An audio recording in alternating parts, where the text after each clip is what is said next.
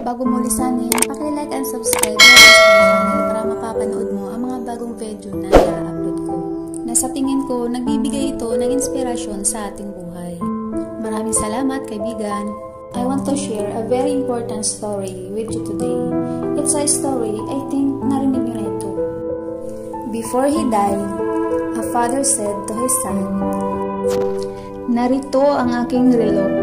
Bigay pa ito ng lolo mo sa akin. It is almost 200 years old. Bago ko ito ibigay sa iyo, pumunta ka muna sa jewelry store. Sabihin mo na gusto kong ibenta ito at itanong mo kung magkano ang presyo sa lumang relo na ito." Pumunta ang kanyang anak na si Eden sa jewelry store para itanong kung magkano. Bumalik si Eden sa kanyang tatay at sinabi niyang pinipresyuhan lang ito ng 500 pesos dahil sobrang luma na.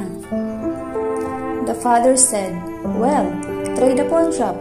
At pumunta si Eden sa pawn shop para itanong kung magkano ang presyo sa lumang relo na ito. Bumalik si Eden sa tatay niya at sinabi niyang 100 lang ang presyo dahil may gasgas na raw ito.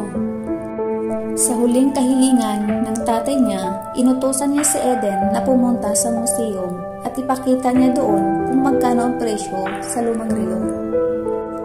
Biglang napaisip si Eden at nagtatanong sa sarili niya kung bakit sa museum siya pinapapunta ng tatay niya.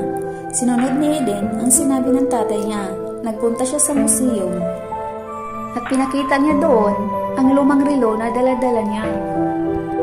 Bumalik si Eden at sinabi niya sa tatay niya na sinabi ng curator, bibilhin niya ang lumang relo sa halagang 1 million pesos dahil bihira na lang ito makikita at isasama nila sa antique collection. At sinabi ng tatay niya, "Anak, nais kong malaman mo na ang bawat isa sa atin ay may halaga. Basta ito ay nasa tamang lugar. Huwag mong dalhin ang sarili mo sa maling lugar. At huwag kang magagalit kung hindi ka bigyan ng halaga.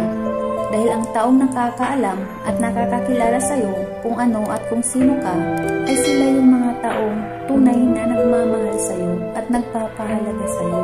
Huwag kang manatili sa lugar na hindi nila nakikita bilang ikaw. At lagi mong pahalagahan ang mga taong totoong nagmamahal at tumutulong sa iyo."